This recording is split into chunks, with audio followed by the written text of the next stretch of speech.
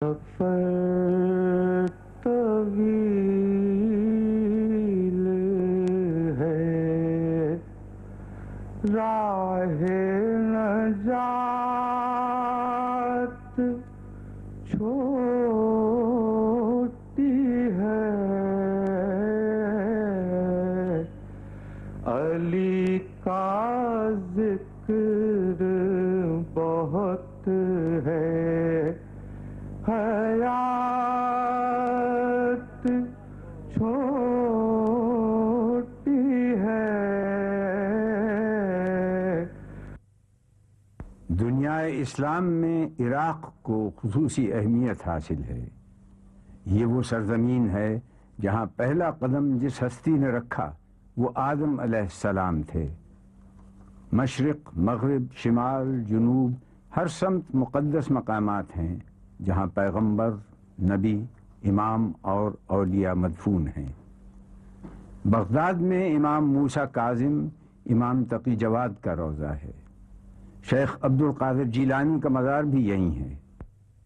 سامرہ میں امام نقی اور امام حسن عسکری کا روضہ ہے۔ موصل میں پیغمبر خدا حضرت یونس کی مسجد اور مرقد ہے، اور پیغمبر جرجیس کی مرقد بھی یہیں ہے۔ کوفے کی مسجد بھی بہت قدیم ہے۔ کربلا میں امام حسین اور حضرت عباس کے روضے ہیں۔ بصرہ میں حسن بصری کا مزار ہے، آپ صوفی بزرگ ہیں اور حضرت علی کے صحابی تھے۔ بصرہ میں مسجد علی ہے۔ جب امام علی نے مدینے سے کوفے کا سفر اختیار کیا تھا تو آپ نے اسی تدفین کے لیے آپ کے قبیلے کے لوگوں نے اس مقام پر کی۔ کے مقام پر نبی اولوالعزم پیغمبر صاحب شریعت غرہ ابراہیم خلیل اللہ کا مقام ولادت ہے، جو ایک بلند چوٹی پر واقع ہے۔ ہلہ ہی میں نبی اللہ حضرت ایوب کی مرقد ہے۔ زید بن علی کا روضہ بھی ہلہ ہی میں ہے۔ آپ امام زین العابدین کے بیٹے اور امام حسین کے پوتے ہیں۔ آپ عالم، فقیہ، فصیح، بلیغ شخصیت تھے۔ 3 صفر 121 ہجری میں آپ کو کوفے میں شہید کیا گیا۔ رشید الہجری امام علی ابن ابی طالب کے صحابی تھے۔ آپ کو رشید الہجری اس لیے کہتے ہیں کہ آپ کا تعلق یمن کے شہر ہجر سے تھا۔ آپ کو کوفے میں ابن زیاد کے حکم پر ہاتھ پاؤں کاٹ کر پھانسی پر لٹکا دیا گیا تھا۔ پیغمبر نبی اللہ ذوالکفل کی مرقد ہلہ اور کوفے کے درمیان کفل کے مقام پر ایک قدیمی بازار کے اندر ہے۔ آپ حضرت اسحاق بن حضرت ابراہیم کے بیٹے ہیں۔ آپ کو ذوالکفل اس لیے کہتے ہیں کہ آپ اپنی قوم کے امور کی کفالت کیا کرتے تھے۔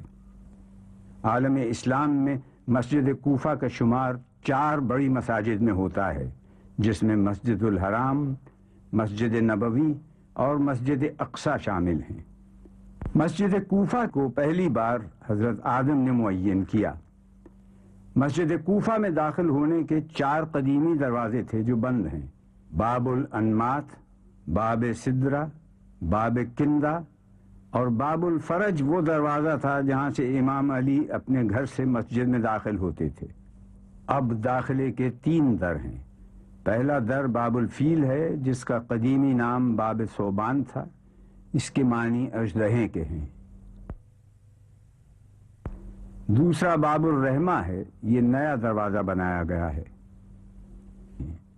یہاں 30 میٹر کی بلندی پر ایک گھڑی نصب ہے، اسے توفیق علاوی نے ہدیہ کیا تھا۔ مسجد کوفہ کے 29 بیرونی ستون ہیں جو گولائی پر محیط ہیں۔ یہ اسلامی فن تعمیر کا حیرت انگیز شاہکار ہے، جبکہ 29 قدیم ایوان ہیں۔ 18 جدید محرابیں ہیں جو حال ہی میں تعمیر کی گئی ہیں۔ مسجد کوفہ میں انبیاء کے مقامات موجود ہیں، جن میں مقام آدم، مقام خضر، مقام ابراہیم، مقام نوح اور مقام کشتی نوح بھی شامل ہیں۔ اسی مسجد میں مقام تنور بھی ہے، جہاں سے حضرت نوح کی قوم کے لیے طوفان آیا تھا۔ مقام نبی محمد، مقام جبرائیل مقام التشت اور مقام دقت القزار بھی ہیں۔ یہ وہ مقام ہے جہاں امام علی فیصلے کیا کرتے تھے۔ 1260 ہجری میں پہلی دفعہ مسجد کوفہ کا مینار بنایا گیا جو باب الفیل کے قریب ہے، جہاں سے آج اذان دی جاتی ہے۔ مسجد کے اندر داخلے کے 5 نئے دروازے قیمتی لکڑی سے بنائے گئے ہیں۔ ان پر آیات قرآنی کندہ کی گئی ہیں۔ مسجد کی تعمیر نہایت نفاست اور خوبصورتی سے کی گئی ہے اور ہر شے کو ریاضی کے اصولوں کے مطابق بنایا گیا ہے۔ مقام ضربت پر زری بنائی گئی ہے جو چاندی اور سونے کے خوشنما امتزاج سے بنی ہے۔ زری کے دروازے کے اوپر کلمہ لکھا گیا ہے۔ مقام ضربت پر اب فرش پر بھی فزت برب الکعبہ لکھا گیا ہے۔ یہیں پر منبر خطیب سلونی ہے جہاں سے امام علی خطبات ارشاد فرماتے تھے۔ مسجد کے اس حصے میں 76 گول ستون ہیں جن پر قیمتی سنگ مرمر لگایا گیا ہے اور سنگ مرمر پر نفیس نقش کاری کی گئی ہے جو سنگ تراش کی محنت کا منہ بولتا ثبوت ہے۔ مسجد کے وسیع و عریض ہال میں قیمتی قالین بچھائے گئے ہیں۔ مرکز میں بڑا فانوس ہے اور اطراف میں چھوٹے چھوٹے فانوس لگائے گئے ہیں۔ کئی 100 چھوٹی خوبصورت قندیلیں آویزاں کی گئی ہیں جن پر خط کوفی میں آیات لکھوائی گئی ہیں۔ مسجد کی دیواروں کے اطراف میں بھی قرآنی آیات نقش کی گئی ہیں۔ مسجد کی پوری چھت قیمتی لکڑی سے بنائی گئی ہے۔ ہنرمندوں نے بیل بوٹے بنا کر اپنی فنی صلاحیتوں کو اجاگر کیا ہے جو اپنا ایک دلکش منظر پیش کرتی ہے۔ مسجد کوفہ سے متصل حضرت مسلم ابن عقیل کا روضہ مبارک ہے۔ حضرت مسلم ابن عقیل کے روضے کے سامنے ہانی ابن عروہ کا روضہ ہے۔ مسجد کوفہ اور امام علی کے گھر کے درمیان قصر دارالامارہ وہ جگہ ہے جہاں آج حق و باطل کے درمیان خط فاصل کھینچنے والے دیکھ سکتے ہیں کہ یہ مقام عبرت ہے۔ مٹایا قیصر و کسریٰ کے استبداد کو جس نے، وہ کیا تھا؟ زور حیدر، فقر بوذر، صدق سلمانی۔ مسجد کوفہ سے متصل امام علی کا گھر ہے۔ یہ گھر اصل میں آپ کی ہمشیرہ ام ہانی کا تھا۔ آپ نے کوفے میں دوران خلافت اس گھر میں قیام کیا۔ آپ نے یہ گھر اس لیے پسند کیا کہ آپ کے نزدیک حکمران کو اپنی رعایا کے ادنیٰ ترین فرد کے گھر سے بہتر گھر میں نہیں رہنا چاہیے۔ گھر کے ایک گوشے میں حسن اور حسین کے مکتب کی جگہ تھی۔ ایک حصہ وہ ہے جہاں آپ کو غسل دیا گیا تھا اور ایک حصہ وہ ہے جہاں آپ کا کفن تیار کیا گیا تھا، اور اسی زمانے سے ایک کنواں آج تک موجود ہے جس کے پانی سے آج بھی لوگ فیض یاب ہو رہے ہیں۔ اس گھر کی حال ہی میں تعمیر جدید کی گئی ہے جس سے اس کی قدیم حیت پر فرق پڑا ہے۔ میثم بن یحییٰ التمار کا مقبرہ امام علی کے گھر سے نزدیک ہے۔ آپ امام علی کے جلیل القدر صحابی اور عزیز وفادار دوست بھی تھے۔ یہ مسجد سہلہ ہے جو کوفے کے شمال مغرب میں 2 کلومیٹر کے فاصلے پر ہے۔ عربی زبان میں سرخ ریتیلی مٹی کو سہلہ کہتے ہیں۔ اس مسجد میں حضرت ادریس اور حضرت ابراہیم کا گھر تھا۔ حضرت امام جعفر صادق سے روایت ہے کہ تقریباً تمام پیغمبروں نے یہاں نماز پڑھی۔ مسجد سہلہ میں جانے کا افضل ترین وقت منگل کو مغرب اور عشاء کے درمیان ہے۔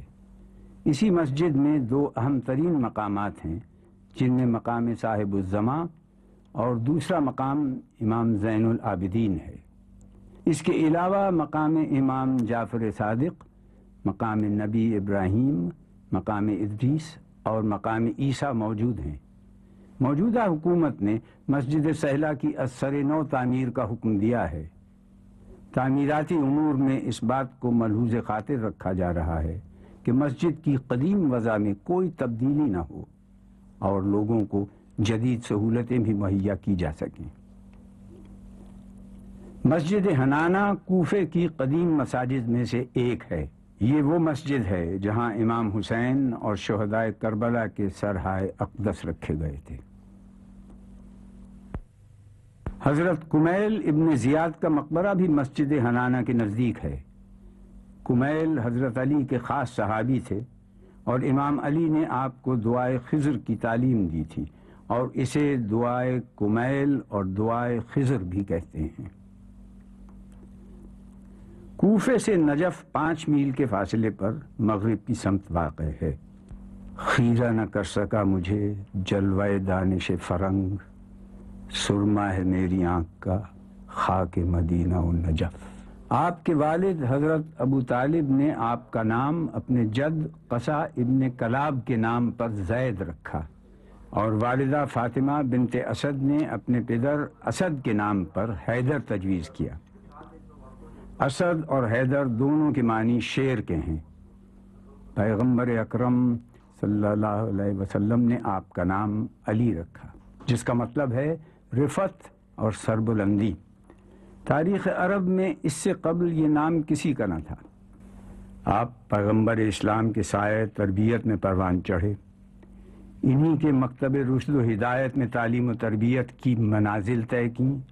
اسی لیے پیغمبر صلی اللہ علیہ وسلم نے آپ کے لیے ارشاد فرمایا، میں شہر علم ہوں اور علی اس کا دروازہ۔ علی کو علم سے خاص نسبت حاصل ہے۔ نجف کے ایک محلے کو المشراق کہتے ہیں۔ یہی وہ جگہ ہے جہاں ابو جعفر طوسی، جنہیں شیخ الطائفہ بھی کہا جاتا ہے، آپ نے درس و تدریس کا آغاز اپنے گھر سے کیا اور آپ کی وفات کے بعد اسی جگہ پر جامع طوسی تعمیر کی گئی۔ آپ کی قبر بھی یہیں ہے۔ باب مدینۃ العلم کی برکت سے اس زمین پر جید علماء دین پیدا ہوئے۔ مسجد طوسی کی پشت پر مدرسہ المہدیہ ہے، جس کے بانی الشیخ مہدی کاشف الغطا تھے۔ دوسرے محلے کو الامارات کہتے ہیں۔ یہاں دنیا کا سب سے بڑا اور قدیم قبرستان وادی السلام ہے۔ روایت کے مطابق یہ قبرستان تدفین کے لیے مقدس ترین مقام ہے۔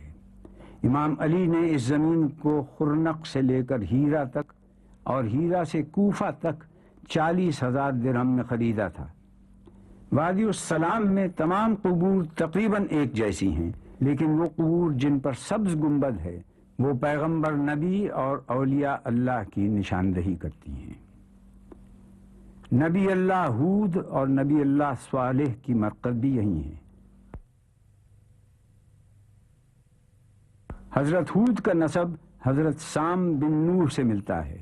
نبی اللہ صالح کو اللہ نے 2000 سال قبل قوم سمود کی طرف بھیجا تھا۔ مقام علی اور عیسب الایمانی کا مقبرہ بھی وادی السلام کے نزدیک ہے۔ آپ حضرت علی کے صحابی تھے اور صافی الصفا کے لقب سے مشہور ہیں۔ تیسرا محلہ الحوش کہلاتا ہے۔ یہ بڑی اہمیت کا حامل ہے۔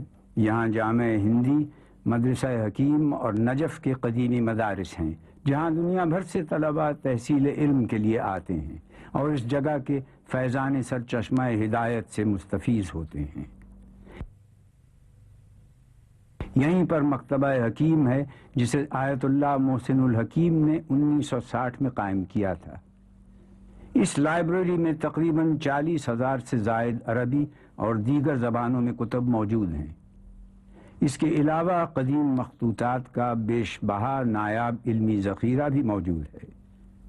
تمام کتب کو عنوانات کے تحت الگ کیا گیا ہے۔ طلباء اور طالبات کی کثیر تعداد آج بھی اس لائبریری سے کسب فیض حاصل کر رہی ہے۔ آیت اللہ محسن الحکیم کی قبر بھی یہیں ایک گوشے میں موجود ہے۔ نجف کی مشہور شارع رسول بھی اسی محلے میں ہے۔ چوتھے محلے کو البراق کہتے ہیں، جس میں روضہ امام علی کا مرکزی دروازہ ہے۔ نجف کا مرکزی بازار اور زائرین کے لیے رہائش گاہیں ہیں۔ مرقد امام علی کے محل و مقام کا علم اہل بیت اور مخصوص افراد کے علاوہ کسی کو نہ تھا، کیونکہ آپ کی قبر 3 ویران ٹیلوں کے درمیان پنہاں تھی اور یہ جگہ التہوت العبید کہلاتی تھی۔ اس کا انکشاف اس وقت ہوا جب خلیفہ ہارون الرشید 175 ہجری میں سیر و شکار کی غرض سے کوفہ آیا۔ اس نے چند ہرن دیکھے تو ان کے پیچھے باز اور شکاری کتے چھوڑے، مگر وہ یہ دیکھ کر حیرت میں رہ گیا کہ جب شکاری کتے اور باز ہرنوں کا پیچھا کرتے ہوئے ایک ٹیلے پر چڑھ جاتے ہیں تو پھر نہ باز جھپٹتے ہیں اور نہ شکاری کتے آگے بڑھتے ہیں۔ خلیفہ نے ایک شخص کو بلا کر پوچھا کہ یہ کون سی جگہ ہے؟ اس نے کہا یہ امیر المومنین علی ابن ابی طالب کا مدفن ہے۔ خلیفہ نے حکم دیا یہاں روضہ تعمیر کیا جائے، چنانچہ ایک سرخ مٹی کا گنبد تعمیر کیا گیا۔ روضہ امام علی میں شیعت ایزدی یہی رہی کہ اس کی تفصیلات بے نقاب نہ ہوں۔ اس کی منزل تک رسائی کہاں، وہ تو ایک پوشیدہ علم ہے۔ اللہ کے ساتھ کسی کو شریک نہ ٹھہراؤ، محمد صلی اللہ علیہ وسلم کی سنت کو ضائع اور برباد نہ کرو، ان دونوں ستونوں کو قائم رکھو۔ اللہ کا دین سیدھا سادہ ہے، اس میں کوئی الجھاؤ نہیں، اور پیغمبر عالم و دانا ہے۔ میں کل تمہارا ساتھی تھا، آج تمہارے لیے عبرت بنا ہوا ہوں اور کل تم سے چھوٹ جاؤں گا۔ خدا تمہیں اور مجھے مغفرت عطا کرے۔ میں تم سے اس طرح رخصت ہو رہا ہوں جیسے کوئی شخص کسی کی ملاقات کے لیے چشم براہ ہو۔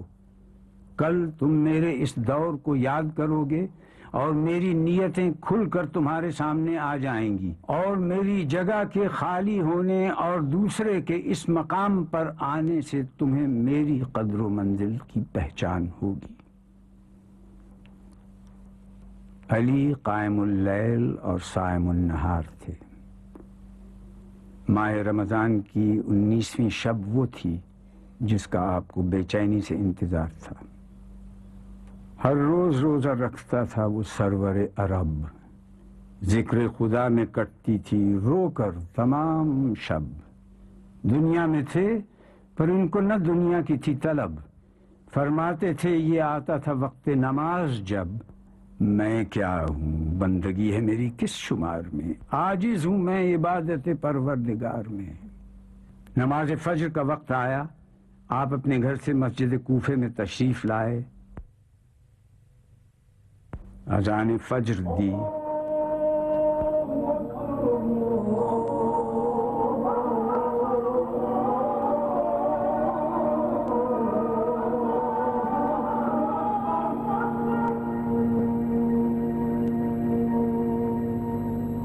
اور نماز فجر کی پہلی رکعت میں سجدے سے جیسے ہی سر اٹھانا چاہتے تھے، ابن ملجم کی زہر میں بجھی ہوئی تلوار سر پر گری،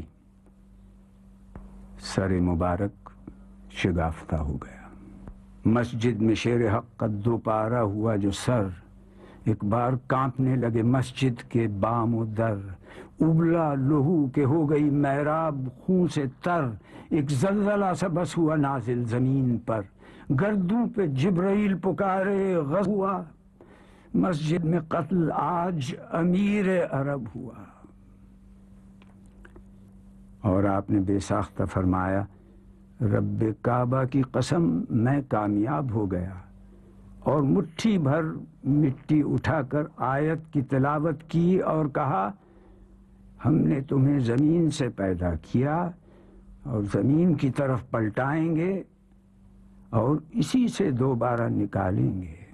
شہادت سے قبل حسن اور حسین کو وصیت کی اور کہا اللہ سے ڈرتے رہنا، دنیا کے خواہش مند نہ ہونا، اگرچہ وہ تمہارے پیچھے لگے، اور دنیا کی کسی ایسی چیز پر نہ کڑھنا جو تم سے روک لی جائے، ظالم کے دشمن اور مظلوم کے مددگار بنے رہنا۔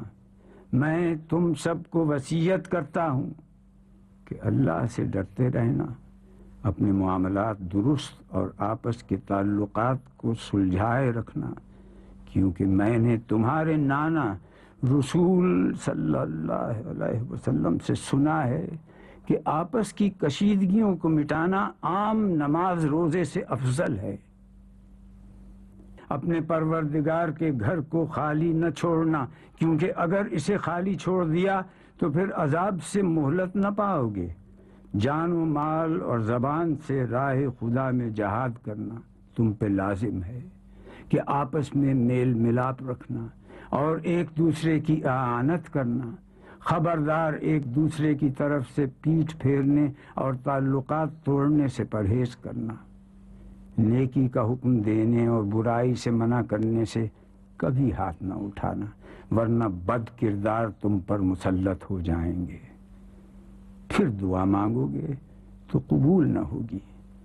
اے عبد المطلب کے بیٹو، ایسا نہ ہو کہ تم میرے قتل کے بعد مسلمانوں کے خون سے کھیلنا شروع کر دو۔